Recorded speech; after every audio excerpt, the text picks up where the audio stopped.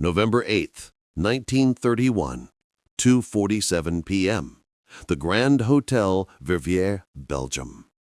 A 43-year-old German civil servant named Hans Thilo Schmidt walked into the luxurious hotel suite 2 hours late, clutching a leather briefcase that would change the course of World War II.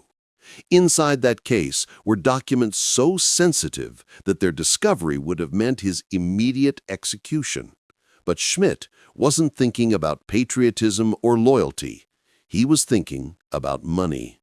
What happened in that hotel room over the next 2 hours would lead to one of the greatest intelligence coups in history, because the papers Schmidt pulled from his briefcase contained something the Allies desperately needed but couldn't crack on their own: the complete daily settings for Germany's unbreakable Enigma cipher machine for September and October 1932. 28 days of every rotor position, every plugboard connection, every setting that would unlock millions of encrypted Nazi messages. But here's the twist that nobody expected. Even with these golden documents in hand, French intelligence couldn't break a single Enigma message. The British couldn't either. The machine was still impenetrable.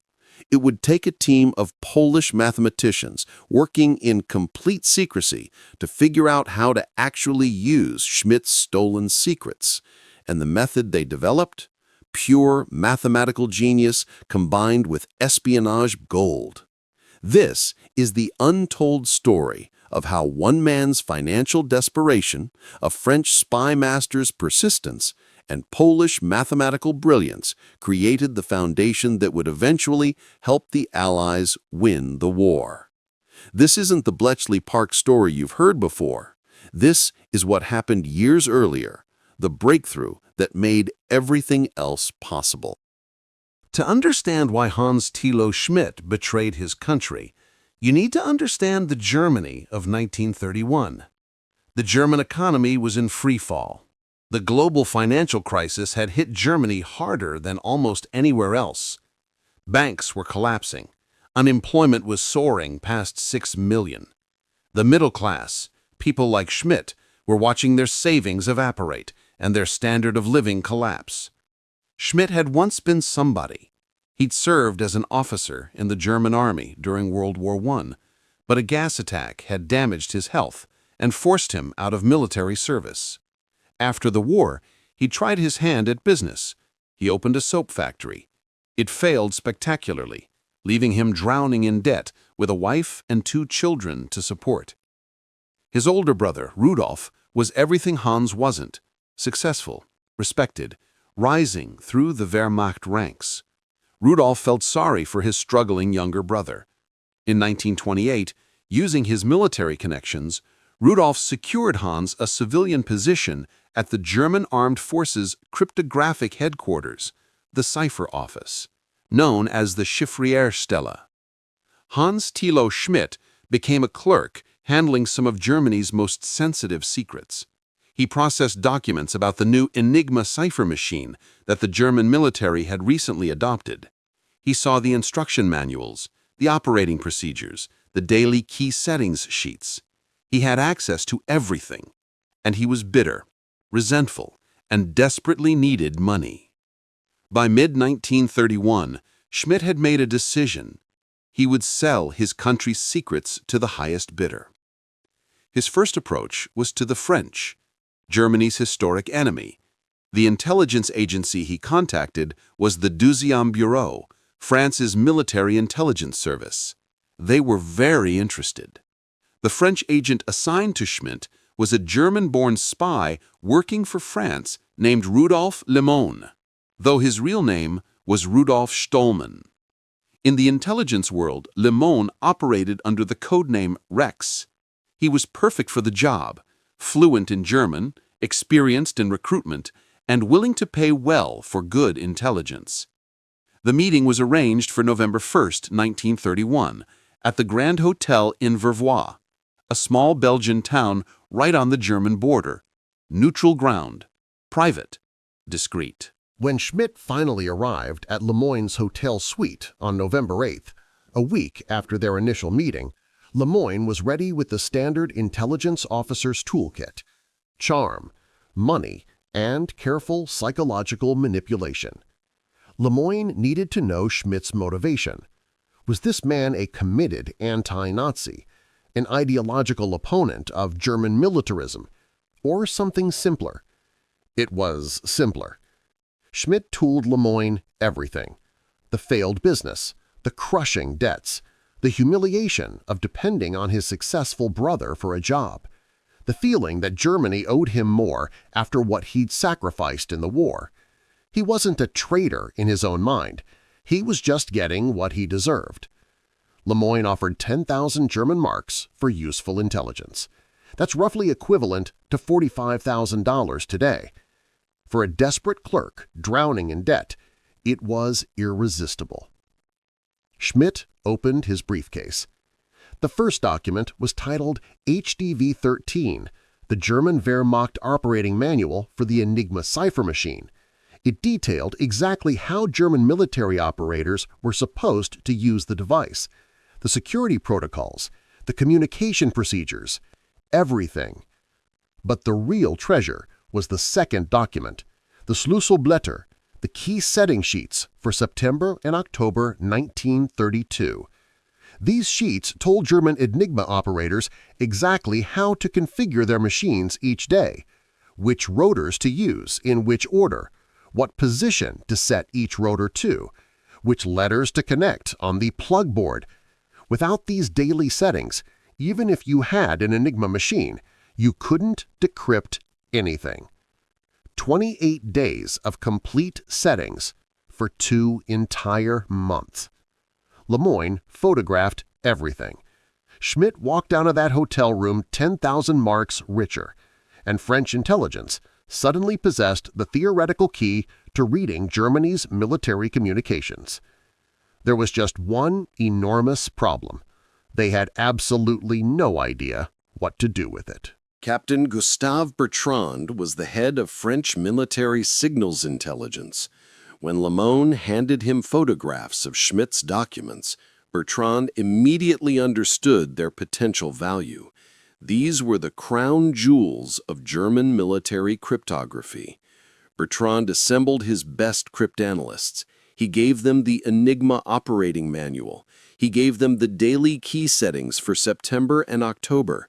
He gave them intercepted German radio transmissions from those exact dates. Everything they needed to break Enigma was right there. They failed completely. Even with the daily settings in hand, French cryptanalysts couldn't figure out how the Enigma machine's internal wiring worked. They didn't understand the mathematical principles governing the rotor permutations. They couldn't reverse engineer the machine's logic. The setting sheets told them which rotors to use and where to position them, but without understanding the actual wiring inside each rotor and the reflector, those settings were useless.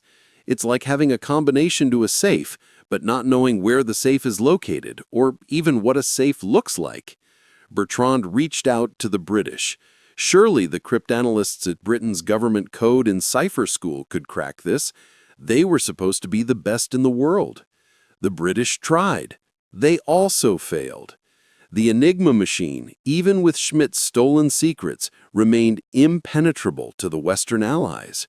The Germans had built something genuinely brilliant, a cipher system so complex that even when enemies possessed the daily keys, they still couldn't read the messages. Bertrand was frustrated, but not defeated. He had one more option, an unlikely one. France had an intelligence sharing arrangement with Poland, and Poland had something the French and British didn't: a small team of brilliant young mathematicians who approached code-breaking completely differently. In December 1932, Bertrand traveled to Warsaw. He was about to meet the man who would change everything. Marian Rejewski was 27 years old in 1932. He looked more like a university professor than a code breaker, quiet, bespectacled, intensely intellectual. He'd studied mathematics at Poznan University, specializing in a particularly abstract branch called permutation group theory. Most people considered it purely theoretical mathematics with no practical applications. Rejewski was about to prove them spectacularly wrong. The Polish Cipher Bureau, Biuro Szyfru, had recruited Rejewski specifically because Poland's military intelligence understood something the French and British didn't. Breaking modern machine ciphers wasn't about linguistic intuition or pattern recognition anymore. It was pure mathematics. Poland had powerful motivation to crack Enigma. Trapped between Germany and the Soviet Union, Polish military planners knew war was coming. German rearmament was accelerating. Nazi rhetoric was becoming increasingly aggressive. Poland needed to read German military communications to survive. When Bertrand arrived in Warsaw with Schmidt's documents, Rejewski had already been working on the Enigma problem for months. He'd obtained a commercial version of the Enigma machine, the kind sold to banks and businesses before the German military modified it. He'd been building mathematical equations describing how the machine transformed input letters into encrypted output. But he was stuck. The commercial Enigma was different from the military version. The military model had additional security features he couldn't figure out. He had equations with too many unknown variables. He needed more information. Bertrand handed him the photographed documents from Schmidt's briefcase. Rejewski stayed up for 3 nights straight, working through the mathematics. The operating manual showed him exactly how the military Enigma differed from the commercial version.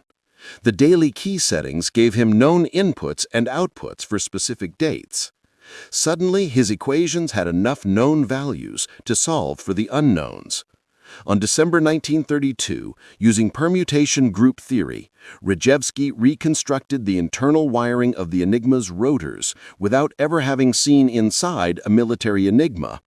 It was a mathematical achievement that would later be compared to breaking a 4-dimensional puzzle while blindfolded.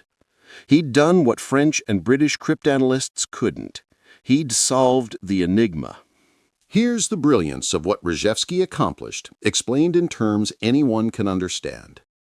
The Enigma machine was essentially a complex electrical circuit. When you pressed a letter key, electricity flowed through a plug board, then through 3 rotating wheels called rotors, bounced off a reflector, and came back through the rotors in reverse, finally lighting up a different letter. Every time you pressed a key, the rotors moved, changing the electrical pathway.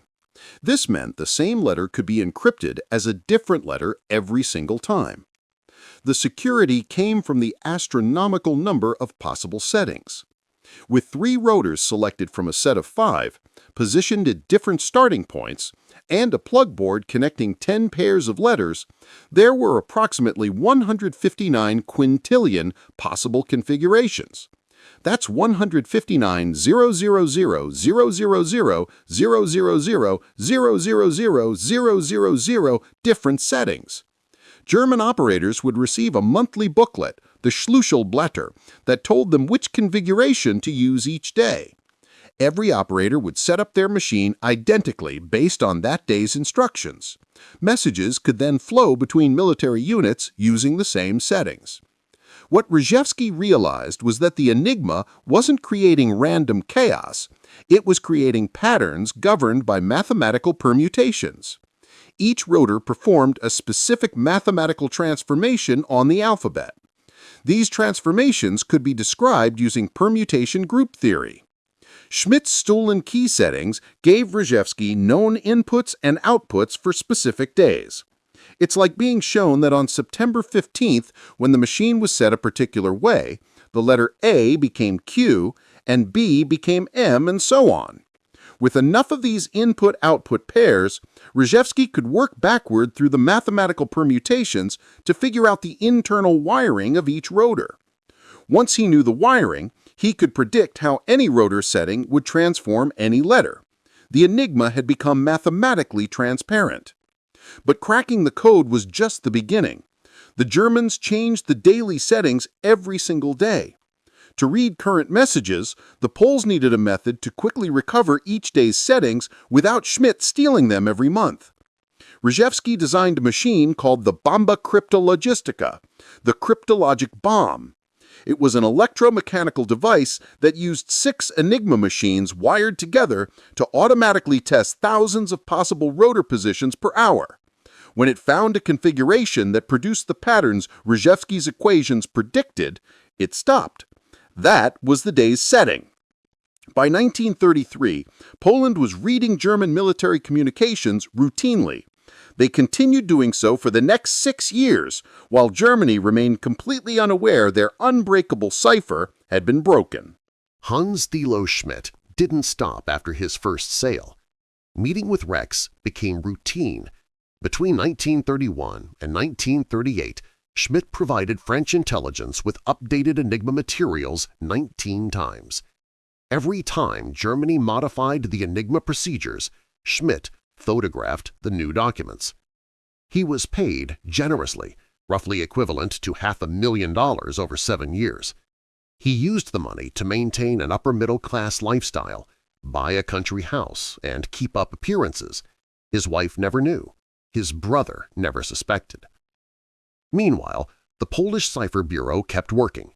Rejewski was joined by 2 other brilliant mathematicians, Jerzy Różycki and Henryk Zygalski. Together, they developed additional techniques to speed up daily key recovery as Germany added more complexity to Enigma. When Germany increased the number of rotors from 3 to 5 in 1938, making the possible combinations even more astronomical, the Poles adapted. When the Germans added more plugboard connections, the Poles developed new mathematical shortcuts. By 1939, Poland possessed something extraordinarily valuable: 7 years of experience breaking Enigma, plus functioning decrypt machines, plus detailed documentation of their mathematical methods. But the political situation was deteriorating rapidly. German troops were massing on Poland's borders. Soviet troops threatened from the east. Polish military intelligence understood that war was weeks away and that Poland would likely be overrun. They made a fateful decision. On July 25, 1939, Polish cryptanalysts invited representatives from French and British intelligence to a secret meeting in the Kabatsky Forest near Warsaw at a facility called Puilry. What happened at that meeting would ensure that Schmidt's betrayal and Rejewski's genius wouldn't die with Poland's defeat. The British representative at the Puilry Forest meeting was Commander Alastair Denniston, the head of Britain's government code and cipher school. The French sent Captain Gustave Bertrand, who'd been coordinating with the Poles for 7 years. Both men expected a routine intelligence briefing. What they got shocked them completely. Rejewski and his colleagues revealed everything. They demonstrated working Enigma replicas they'd built from scratch. They explained the permutation mathematics. They showed the Bombe machines. They handed over complete technical documentation. Then they gave each ally the ultimate gift, a reconstructed Polish Enigma machine ready to use. The British were stunned. They'd been trying to break Enigma for years without success. The Poles had been reading German military communications since 1932 and had never told anyone until now. Denniston immediately understood the implications. When Britain went to war with Germany, which now seemed inevitable, this Polish breakthrough would be crucial. He rushed the Enigma replica back to Britain in a diplomatic pouch. 6 weeks later, on September 1, 1939, German tanks rolled into Poland. The country that had cracked Enigma was being destroyed. Rejewski, Różycki, and Zygalski fled to Romania, then to France, where they continued working with French intelligence until France fell in 1940. The Enigma replica and Polish documentation arrived at Bletchley Park, Britain's new code-breaking headquarters. The mathematicians and cryptanalysts there, including a brilliant young man named Alan Turing, began where the Poles had left off. Everything accomplished at Bletchley Park, all the famous ultra-intelligence that historians credit with shortening the war by 2 years, was built on the foundation laid by Rejewski's team using intelligence that originated in Hans Thilo Schmidt's briefcase in a Belgian hotel room in 1931. Hans Thilo Schmidt's story ended tragically. In 1943, the Gestapo arrested his handler, Rodolphe Lemoyne. Under interrogation, Lemoyne broke and revealed Schmidt's identity. Schmidt was arrested on April 1, 1943. On September 19, 1943, his daughter, Giselle, was called to identify a body at Berlin's Plotzensee prison. The official story was suicide. Whether Schmidt killed himself or was executed remains unclear. Either way, he paid the ultimate price for his betrayal, though he never knew the full impact of what he'd done. Gustave Bertrand survived the war, continuing intelligence work until the 1960s. He never received full credit for his role in facilitating the Polish breakthrough. Marian Rejewski survived as well. After escaping Poland, he worked with French and then British intelligence throughout the war. After the war ended, he returned to communist Poland and worked quietly as an accountant. The Polish government, under Soviet control, suppressed information about Poland's role in breaking Enigma. Rejewski's achievements remained classified until the 1970s. When the story finally became public, Rejewski was in his 70s. He gave a few interviews, always modest about his role. "It was just mathematics," he said. He died in 1980, finally recognized as one of the greatest cryptanalysts in history. Jerzy Różycki drowned in 1942 when his ship was torpedoed in the Mediterranean. Henryk Zygalski survived and became a mathematics professor in Britain after the war. The Enigma breakthrough remained one of the war's most closely guarded secrets until the mid-1970s. When historians finally learned the full story, they had to rewrite the history of World War II intelligence operations. This story reveals something crucial about how intelligence actually works. It's never just one brilliant person having a eureka moment. It's a chain of events: human weakness, opportunism, international cooperation, mathematical genius, and strategic sharing of information. Schmidt's greed provided raw material. Bertrand's persistence kept the project alive despite failures. Rejewski's brilliance solved the mathematical puzzle. And Poland's desperate generosity in sharing their breakthrough ensured it survived their country's defeat. Modern cryptography has learned from Enigma's failure. Today's encryption systems, the ones protecting your banking information, military communications, and classified data, are designed to remain secure even if an enemy obtains documentation, keys, and example messages. The mathematical principles are publicly known, tested by global experts, and constantly updated. But the human factor remains. Intelligence agencies still recruit insiders. Cryptanalysts still need that one crucial piece of information to crack otherwise impenetrable systems. The technology changes, but the fundamental game remains the same. The story of Schmidt, Bertrand, and Rejewski proves that in the world of signals intelligence, the breakthrough often comes from the most unexpected combination of human psychology and mathematical brilliance. One desperate clerk's decision in 1931 set in motion events that helped save millions of lives, though he never knew it and never intended it. If you found this deep dive into the technical problem-solving behind one of history's greatest intelligence coups fascinating, subscribe to this channel. We focus on how problems were solved, not just who won battles. The engineering brilliance, the mathematical breakthroughs, the human factors that changed history's outcome. Next time, we'll explore another incredible engineering problem from military history, how Allied prisoners of war in German camps built sophisticated radio receivers from stolen parts to intercept BBC broadcasts, and the ingenious hiding places they designed to keep them secret. Hit that subscribe button. You won't want to miss it.